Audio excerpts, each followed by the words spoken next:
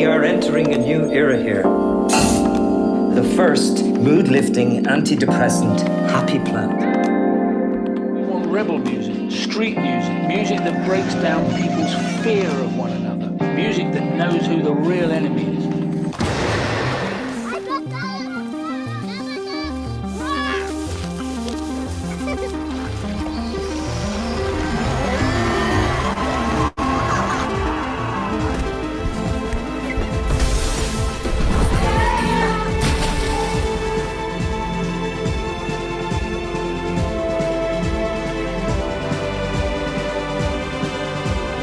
J'ai fait des films très très différents dans ma vie. Donc, pour que je vous dise qu'est-ce que c'est qui m'a mené à faire ce travail pendant tant d'années.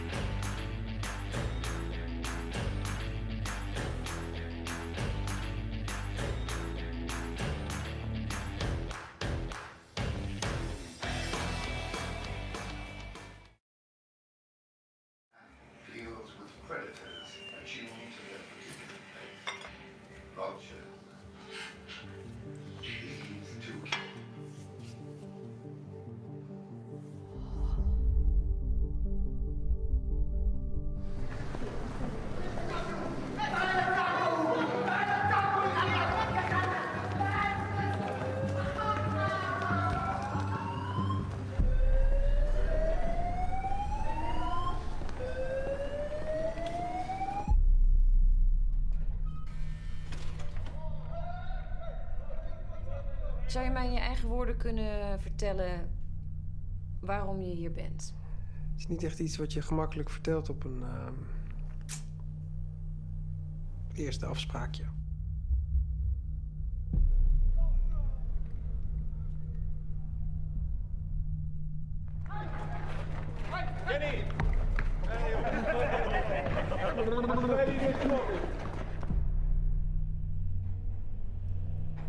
Vind je me aantrekkelijk, is dat het?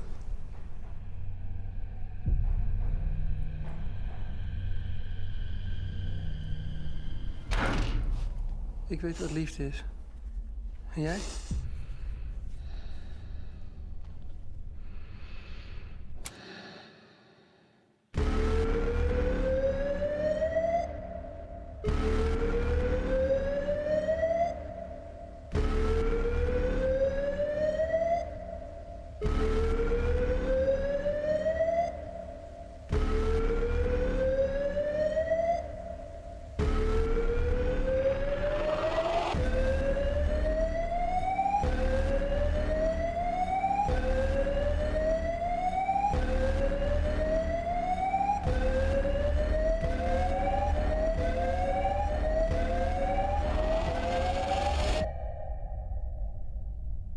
Je hoeft niet bang te zijn.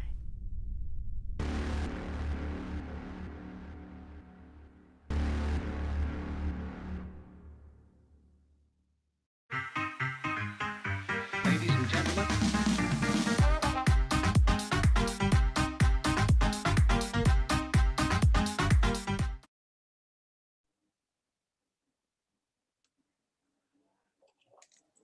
Hi, good evening, everyone. Welcome to another session of Film Talk here in Europe on Screen with me, Noval Yazid. I'm the festival co-director of this festival, Europe on Screen. And I have here with me Miss Halina Reijn. I hope I pronounced your name correctly. Yes, you did. Very, very, very good job. Thank you. And before we begin, Halina, I would like to explain to our audience joining us here that you can type in your questions via the Q&A box here in the Zoom. And if you wanna have a question in Indonesian, I will translate it in English to Halina. Welcome again, Halina. Thanks for your time. And congrats again for this wonderful debut film, Instinct. It's the kind of film that actually gets richer in meaning if you see it more than once. I mean, I saw it 2 times, and I find myself with different questions or different interpretations from what I see the first time. And I would like to begin with, well, this is a very, I would say, deep and profound film about psychology of human beings. You talk about, well, as the title suggests, about the instinct or the nature of the human beings. What draws you to this subject, and especially making it your first feature-length film? Well, I think I made my career as an actress on stage, playing mainly classical roles, Shakespeare, Ibsen, Chekhov, all of that. And Hedda Gabler, these kind of parts I did, you know. So a lot of these plays were about power, control, sexuality, rage, and all these themes, but they were all written by men. And also my director, who's still my artistic father in every sense. He's called Ivo van Hove. He's a very famous director, and he's also very much obsessed with power, control, destructive behavior, addiction. And so I felt more and more the need in myself growing to create my own story within the same themes, this, you know, inspired by all these huge playwrights, all these geniuses of men, but then do it from a female's perspective.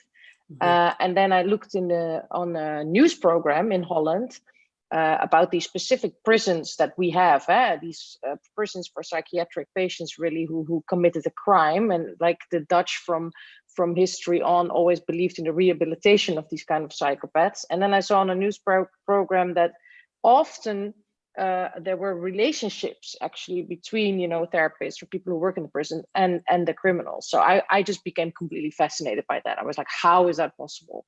And with that question, I wanted to create this film. Mm-hmm. And how long do you have these questions until one day you decide that, okay, I have to turn this into a screenplay and perhaps direct it? That's a really good question.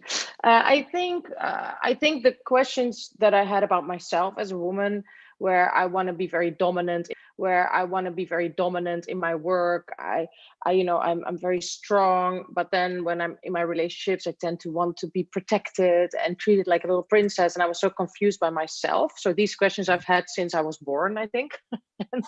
and so I've been sitting on them forever. So the shame and the confusion about my own identity. And then when I saw that news program, I just thought, oh my God, this is a great vehicle to talk about myself, really, to examine and explore my own sexuality, my own trouble with relationship towards the other sex and all of that, but within this very extreme story.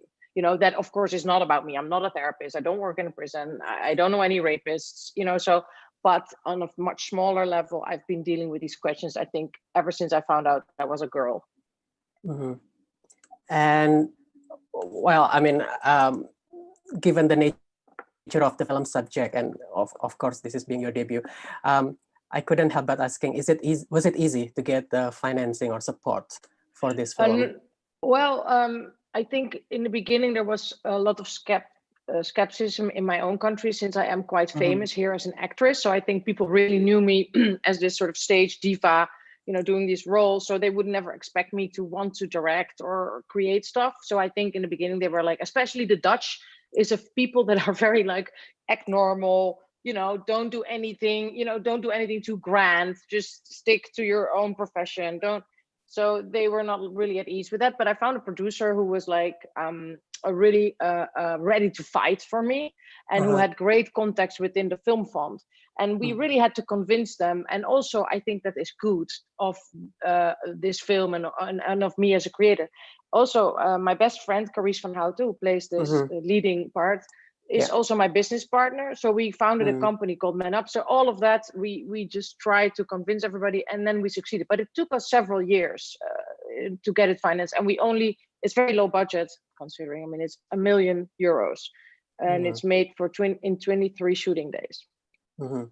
And yeah, since you mentioned that the involvement of Carice van Houten, and I understand that you two have worked together over the years, and now you set up the company together, but this is your first time directing her. Was it easy to direct someone that you have a very close relationship with, or does it have any certain challenges? Well, I do think it has challenges and it has advantages.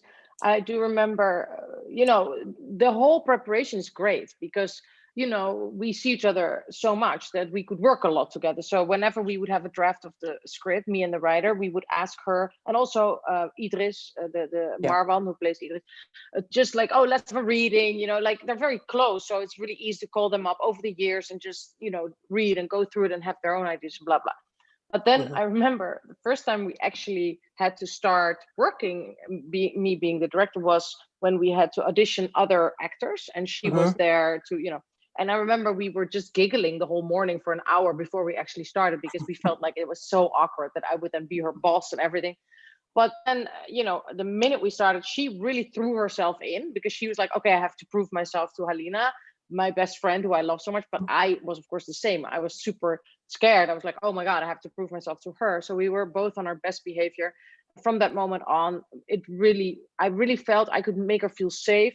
And also, I know her so well that I also felt I really wanted to challenge her as an actress to go to do this role. Is, of course, not a very sympathetic character. It's not very pleasing. It's pretty challenging.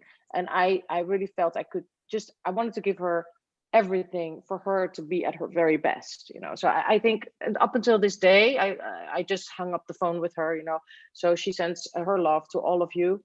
We are almost married, in an artistic way, and I think it's great. And well, if Carice is your first choice for the lead, what about Idris? What about Marwan? Was he also your first choice? Yes, look, I think for me, without wanting to be offensive to anybody in my country, but I don't know a lot of male actors who have this kind of Marlon Brando danger from masculinity, true masculinity. Like, you have a lot of men and boys that are very much attracted to this profession, which is also wonderful, that are very in touch with their feelings. But I wanted somebody who was really animalistic and dangerous, but and because I don't want anybody to play a psychopath, because that's that's just not very believable. So I thought of him immediately, because again, he's been in my friends group forever. I know him so well, and he's a great actor, but he also is very masculine, and I really needed that kind of energy, and also somebody who can deal with Carice, her being such experience. Also in Holland, she's such a huge star. You need somebody who can handle that, is not afraid of that, and who will give her some, who will challenge her in a scene. So I thought those two were amazing together. And you consider them risk takers, having tackled these roles? Exactly. I mean, I consider them risk takers saying yes to my plan. I was like, how do you guys know if I can pull this off? But with Marwan, I've worked with Ivo van Hove on stage also, so he has seen me rehearse a lot. He knows how I think as a theater actress, and so I think he was attracted to that. I don't know. I was very surprised actually when they both immediately said yes, of course. There was like no doubt in them. They and also I think they really like to act with each other. And also, I think the whole film is, of course, totally based on their two characters. It's like a chess game almost. Two big actors challenging each other, just a table, no special effects, no nothing. So I think they were also drawn to that. Yes, and it's interesting that you mentioned about this almost like a cat and mouse game between these two characters, Idris and Nicolin. And such game can only work when the characters are well-rounded. Like they're very grounded, they're very real, they're very believable. So how much input did both Marwan and Carice give during the workshop of the characters, during the shaping of the characters? Well, it was so very luxurious to have them in different stages of creating the script, over the years, read with them, and they would totally give their ideas, especially also Marwan, who, had, for instance, the scene on the beach that almost looks like a desert where he pees next to her, he suddenly has to, that he completely thought of that himself. I said, well, I want something to happen there that is sort of physical, but I don't want it to be erotic at all, but I do want it to be animalistic. And then he came up, he's like, yeah, animals, you know what they do, and it's their territory. And I'm like, oh my God, that's genius. So really specific ideas like that. He and also the way Idris speaks, because of course it's not a character who is not intelligent. He's intelligent, but he has his own universe, in which he creates his own truths, and that he really helped with that as well. And with Carice, just her reading the part and being so involved in the process, from the costumes to the the people that we hired, all the heads and the art direction. So she was, of course, and up until the end, the poster, the credits, the color of the letters that you see instinct in, all of that is very much also her creation. So they both have been involved for a very long time. And I myself have been the most surprised by the fact that we pulled it off also because they both have careers in Hollywood. So it was really hard to get them together for 23 shooting days. So I was really surprised that we did that, that we managed to get them together in their own country, for the period of time that we needed. So it was really a little bit of a miracle for me. And well, how was the atmosphere of the filming like with this very emotional film? Yeah, I think for me I was with a theater company for 20 years, like with the same actors in one group as an ensemble and the technicians. So from the beginning, I said to the whole group, the crew, everyone, that's how I wanted to work. I wanted to get them all involved. I wanted to put everybody in their strength. I was like, it's my first film. I didn't go to film school. There's a lot going to be that I don't know. I'm going to ask all of your, talents. I'm going to ask you to help me. And I think that kind of atmosphere really helped. I also said, because especially the Dutch are not very focused in their work environment. They don't really know hierarchy in my country. We are all like, oh, we're all the same. Who cares? And I really asked them for complete concentration, because of course we didn't have much time. We had such difficult scenes to do. And so I think because we were so well prepared and we did all of that, there was a lot of that in the moment we could joke around, because of course you need to release some of this tension, because some of these scenes are really embarrassing and hard, and these are about emotions that you don't necessarily want to go to in your life, or talk about, or so. Yeah, it was a very intense period, but we did laugh a lot as well, and that was so important. And that's great. I mean, that helps both the cast and crew have a enjoyable time. Yeah. Exactly. And now let's, I want to talk about some scenes. I hope you won't mind. No.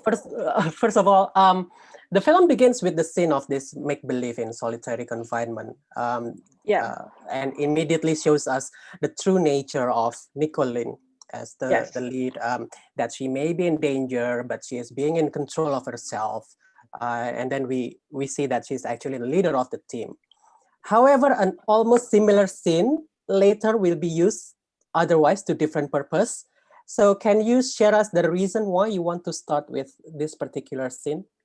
Well, actually, I was struggling with the beginning of the film, before we started. And I was like, how do I want to open this film? And in Shakespeare plays, like, for instance, The Taming of the Shrew is one of the plays I did for like 5,000 years. And you have a sort of beginning of that play in a bar, and it's really a scene that sort of already is the whole play in one little scene. Yeah. And I was like, I need to do the same with this. Like, I was really searching my theatrical background. And then one night I watched a documentary, and there was this scene, exactly this scene, but then real, right? So the documentary makers tricked the audience into believing that she was the victim, and then suddenly it turned out, oh no, she's the coach of all these really strong men. So in the beginning, you think she's almost like, she's violated by these men, and then and I thought, oh my God, that's perfect. And I just completely recreated that scene because I thought it had everything in itself that was the whole film. And I also wanted to trick the audience because Nicolene, of course, tricks herself as well. She doesn't really know who she is. And then the whole film for me plays with good and evil all the time. Because in the end, you could say that Nicolene is more dangerous than him. At least he is behind bars. At least he is a criminal. She, is much more dangerous because she's just as damaged. She's just as, crazy in a sense, but she's a therapist. So I just wanted to really say that in the first 5 minutes, like, confuse everybody and be like, this is how confused I am as a woman. Let's now tell this story. And then in the end, when she looks into the camera, it's like, please help me. I don't know who I am. That's basically what I wanted to address. And in a few minutes after that, we begin to see that she is not who she is. And then what also intrigues me is the relationship between Nicolene and her mother that you show quite prominently in this film. I find that this is something we hardly see in any thriller with female character in the center. Like, we don't know, generally we don't know their background, we don't know their relationship with their parents. So can you share your thoughts on the need to have this mother-daughter relationship portrayed in the film? Yeah, well, I first wanted to not do that because I thought, oh, that's going to be an excuse for her behavior. But I felt in the years that we developed the script, I really had to think about what is the real issue of Nicolene, And I think the real issue of her is that she cannot be truly intimate with someone. The other guy that you see in the film that's sort of really nice and, he works in the prison and he's so sweet to her. She cannot receive love. And I see that with a lot of women that are not very much at ease in the end with receiving. They're at ease maybe with taking care but not. And then we have in Holland, the sexual revolution was very much present here, and the hippie movement was huge. And this whole generation of children who came from that kind of upbringing where there were no boundaries, where parents wanted to be the best friend of their children. So a lot of these of my generation have problems with boundaries, because nobody ever told them like where the boundaries really were. So, and of course, this whole movie for me is about boundaries, borders, literally in the prison, but also she is really completely fucked up as far as her boundaries, because she has no clue what is right and wrong. And of course, her mother is way too intimate with her. And that's why she cannot really experience true intimacy herself with other people in her life. And also what is interesting throughout the journey of this film is that this film plays with constant what if questions in mind of these characters, but where we see in perhaps in other film, most common characters only ponder these thoughts. Your characters, in particular Nicolene and Idris, actually push through this what if scenarios to the reality of the screen. So how do you decide in writing to what extent that these characters can push their limit? Yeah, it's also something, of course, with trial and error, where we tried stuff and then we went too far. And like you said, it's a cat and mouse game. It's a chess game, and it was very hard because you have to be on the brakes. Even if they look at each other, it's already like it's so much that you have to be so careful with when do they kiss. If do you even want them to kiss? Is there going to be true sexuality or no? Or all of these things, even during the big rape scene, of course, where he actually raped her. Like, how are we going to show that? Is it good that this really happens, or should we? No. How is she going to behave during that scene? These were all, especially after Me Too, because we started this process before Me Too, and then Me Too happened, and then we were like, oh my God, we're going to have to be so much more careful about all these power dynamics. So it was the creating of this felt really like creating something mathematical, really. And even in the editing process, of course, we cut stuff out where we were like, no, that goes too far, too quick. It's constantly like, it's such a tango what they dance together, so it was just trial and error for me, trying things out, seeing that it was too much. And also during my direction, I taped different versions sometimes of scenes where I was, okay, Carice, don't show anything, and then I asked her to sort of let him come, his flirtation, to do have a reaction on that, and etc. So trial and error, basically. Yeah. And since you mentioned about that scene, I want to in this session jump back and forth between audience questions. This one is from RD. The apartment scene between Nicolin and Idris for me is the highlight of this movie.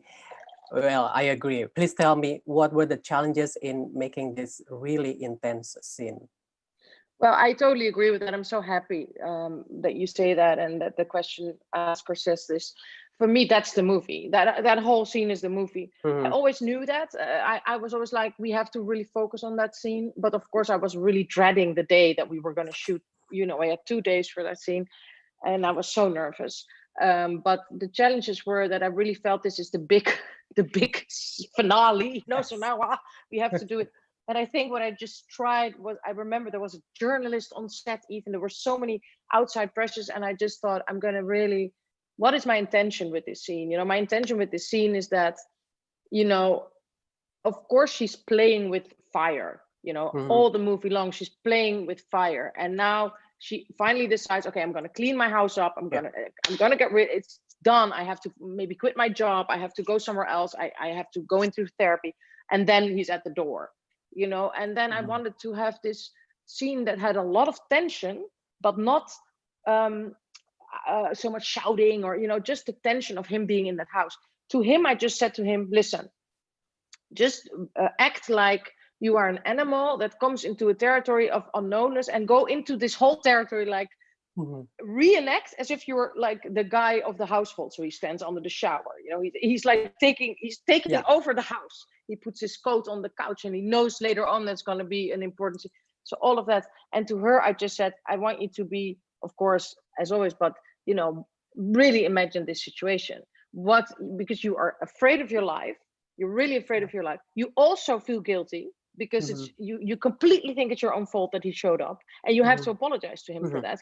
But also you have to manage him, because, and then the moment that the doorbell rings, I don't know if you remember that is her mother ringing the doorbell. And of course, the real pain in her life is her mother. So at that point, she also changes, because then they sort of almost have a common enemy, or he is also blending with her mother. It's like everything becomes a blur to her, and then she sort of almost surrenders to him. So there's this constant ambiguity in her of wanting to be destructive, wanting him to almost be her executioner. It's really Streetcar Named Desire. I really took a lot from that, where Marlon Brando is also like almost going to kill her. She wants to be killed by him. She wants to be taken by him. This kind of dynamics I was completely looking for all of the time. And I was fascinated with how Nicolin reacts in this scene. Like what you said, she is guilty, but she has to be defensive, and then she has to, still takes care of herself. I don't know if it is right or not, but she at first she acts as what a therapist should be, and then eventually she guts that down, and then she just presented herself as a human being, pure human being in Scare. Yeah. Yeah, exactly. No, that's totally the right analysis as far as I'm concerned. She sort of gets to her therapy things that she knows, her tools, and her little toolbox, and then they fail, and then slowly, and she goes between being scared of her life to also having a death wish, and to the whole problem, her whole problem is that she's attracted to this danger. Like the fantasy of the dog, on her bed is of course also him, and this is one of the most dangerous dogs that exists. And what does she do? She goes with her face to his face and she starts to pet the dog. And that is what a lot of these masochistic human beings have, and I include myself, that you are, and a lot of human beings have this in general, that you are attracted for that what is bad for you, and that is also what we wanted to show in this scene. So she hates him, she wants to get rid of him, but she's also attracted to him. That confuses her. She hates herself most of all. She hates herself. Okay, we have another question, Halina. This one is from Benny. Thank you, Europe on Screen, for bringing this thrilling film Instinct to Indonesia. Hi, Halina. Your debut film is very intriguing, for each character is portrayed actually as if there were fears of pointing the elephant in the room. Is the issue of female sexuality and power play still not a common topic in Dutch pop culture or film industry?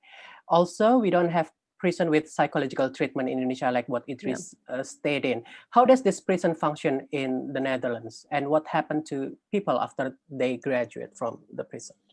Yeah, the prison is very specific for the Netherlands. It comes from our history. I mean, these prisons are right now very controversial, so I don't know how long they will continue to exist.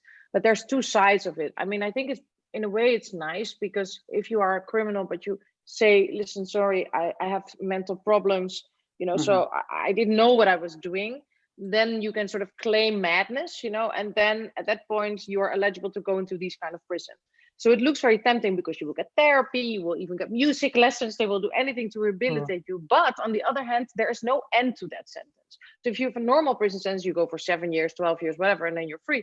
With this person, no. The therapist determines whether you will sit there for life, because you're still mentally so crazy that you cannot go back, or that you are rehabilitated. So there's a lot of much more power with the people who work there, with the therapists and everybody judging these prisoners. And that is also why it's so controversial.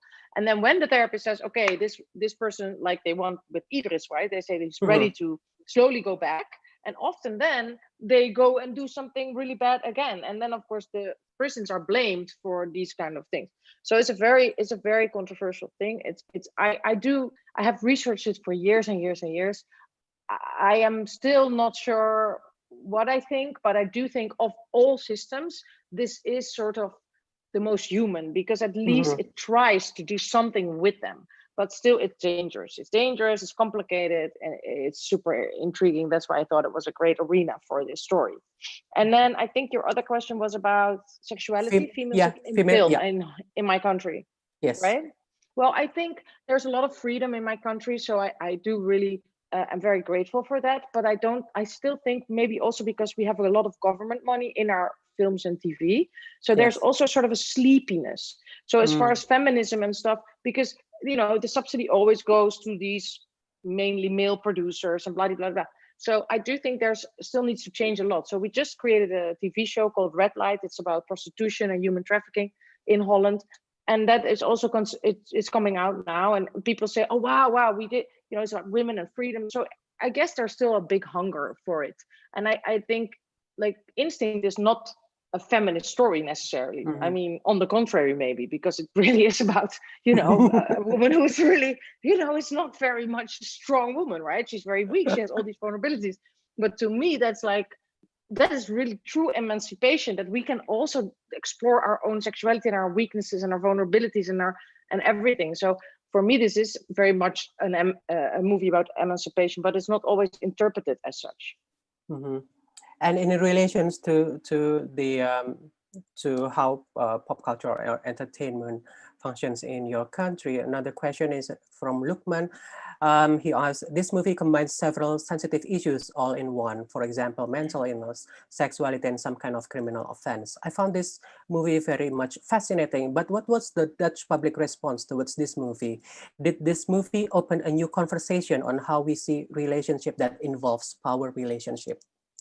Wow, these people are also intelligent, this audience. Yes, and this was considered a very provocative film in my country. Lots of discussion, it got really well received. But you could also see it selling not very well, for instance, in America, because people really wanted to see it, but they almost saw it as forbidden fruit, because after Me Too, people want to be polarized in a debate. So Yes. all women need to be strong, like this movie is, of course, super controversial because you see a woman who is dealing with a very intense sexuality, and people are not ready to see that. So I think it provoked different reactions also in my own country, and also because me and Carice again are sort of considered this weird duo in my country, so there was already a lot of controversy that we made a movie. So that was already like, why did they do that, and what is going on, and why are they doing this? So there was like a lot going on at the same time. And actually, to be honest, first we had success outside. We went in premiere in Locarno Film Festival. There we won the Variety Award, and went to London and Toronto, and then we came to Holland. So it was we were very nervous for Holland because we are very much judged here as celebrities, whereas outside of my country nobody knows who I am. So it's perfect. People just think, oh, whatever, she made a movie, great, let's watch the movie. So I'm really enjoying these kind of talks, where it's not so much about the idea of us, but actually about our film. Yeah. And since you mentioned how Me Too movement changed the way you planned this film, and also in the post-production process, I couldn't help but being curious, like how much change was there? How much this Me Too movement affect? Was there like, I don't like to use the word self-censorship, but was there any? Yeah. No, there was not. I even think I was a little bit naive about everything. But what I did sense after Me Too and during Me Too is the shift in my own consciousness, in the sense that being part of the theater as an actress, I have had so many older actors. I've never experienced something horrible, but I did constantly experience people touching me, and I was like, yeah, that's normal. Oh yeah, that's this old actor, he just needs that or whatever. And so I shifted a lot in like, oh fuck, I'm free, I can do whatever I really want. So it's funny to me, it had more of an effect like, I'm really going to make this movie the way I want it to be. And so, of course, I got a lot of warnings on the way. People were like, are you sure? What are you doing? Aren't you idolizing rape? Aren't you doing this or this or this? Yeah. So, of course, I was very careful with it, but I didn't back down because I was like, no, but I am a woman and I know what's going on inside me and I want to address these things. And I think I can help a lot of women feel less alone with this. But what I did notice after Me Too and during Me Too was that male producers or male people with power, they sort of also got a little bit more afraid. So they also gave me more space, which was great. But so there was not much censorship, but I do think I was more careful about really showing every step in her mind and not just being like, oh yeah, this is a woman who really wants to be raped. That's not, of course, not what the movie is about, because even if that is a fantasy for somebody, that doesn't mean at all that they actually want to experience it, because if you actually experience it, is of course a complete nightmare, and it has nothing to do with a sexual fantasy. Is this consciousness also affecting your recent production, Red Light series? Oh, completely. Because Red Light, we even started before creating Instinct. We started the development of Red Light. It took us really long because we really dreamt of having, for Dutch understandings, a big budget. We really wanted to make 10 episodes cinema, of cinema. So it took us a long time to get finance. But also in that, we noticed immediately when after Me Too and sort of the movement started, that there was lots more consciousness also in men, and that more doors opened and people were really interested in making a movie about, or a TV show with 10 episodes about 3 women who needed to liberate themselves. And before that, it was more like, oh, why? I thought, you're already emancipated. Why is this necessary or something? And now, of course, there was this, oh yeah, women, let's do it. So that really helped us a lot. Yeah, definitely. And you, as we all know, and you already mentioned that this film has already traveled to film festivals worldwide. And for such film that does not provide immediate or easy answers, being a very ambiguous film, can you share some of the interesting perception or reactions from audiences across the globe for this film? Yeah, well, mainly the reaction has been very emotional and strong. Can be very positive, but also negative. For instance, we had a big press conference in Locarno where a lot of women actually were super passionate and like asking questions. And and then there was one guy who was like really angry at us and like I don't know what he said, but he said really, really sexist things about. And he actually called me out for glorifying rape and for giving a bad example to girls. So that and then also in London we had a viewing where the screening where a psychiatrist male was really angry and said like psychiatrists would never act like that. And then another psychiatrist female stood up and she said, listen, I'm also a psychiatrist. She says, I know so many therapists, so many psychiatrists who were in similar situations where they fell in love with clients. This is something that happens a lot. Like, so they started to debate each other. Like, I was just like, okay. And I think mainly what happens if I do after talks in life, within a group, like not too big of a group, a lot of people want to share experiences that they have, like talk about sexuality, Oscar Wilde once said, like, everything in our lives is about sex except sex. Sex is about power. And if we think about that and then think about that in the context of current times and current, and the Me Too movement and the feminist movement, it's super interesting and important to keep talking and to keep this debate alive, Yes, I couldn't agree more. And will there be similar themes in your next projects that you are currently developing? Yeah, I think for me, in the end, it's all about freedom, because if Nicolene was able to be at ease with the beast in her and maybe, I don't know, find somebody, to do that within a game, in a very safe context and have a safe word and all these things and still heal herself to play these power games, but not with a real dangerous guy.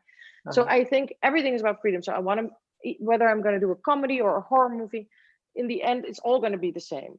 The theme is going to be the same, but the genre may be completely different and the characters may be completely different. But yeah. Okay. Well, thank you so much, Halina, for spending time with us. And I just want to say to everyone who watched, thank you so much. And I'm so grateful and I'm so sad that we cannot really be together, that we cannot, wouldn't that have been like so wonderful? Definitely. And, that's sad, but it's just our time now. Right. Well, thank you once again for making such a strong film that provokes discussions and reactions. We really need this kind of film. And before we leave, we need to take a picture together for documentation, and our technical host will guide us. Oh, I love it. Can you send that picture to me? Because I want to post it. Sure. Okay. Yeah. Hi, guys. So hi. Please look at your camera and stay still for 1 to 2 seconds, and I will count to 3. 1, 2, 3. One more time, please. 1, 2, 3. Thank you. Thank you so much, Halina. Thank you. You were so well prepared. Thank you for your intelligence, your wisdom, and your wonderful questions. Thank you. Thank you. Enjoy your weekend. Amazing. Bye. Thank you. Bye. Okay, so that was Halina Reijn from the Netherlands with her film Instinct that you can still watch on Festival Scope. I recommend you to watch it right now so you still get the sensation or the feeling from the Q&A. We still have 2 last film talks tomorrow for the film My Grandpa is an Alien with my co-director Medina Putri, and I will be hosting the second one, Flesh Out from Italy. And we will announce who will get the goodie bags or the giveaway in our social media later, or our team will contact you directly. And I would like to give a shout out to our friends in the Netherlands Embassy, in the Embassy of Netherlands here. Hi guys, thank you for joining us. I'm Nova signing off and see you soon. Bye.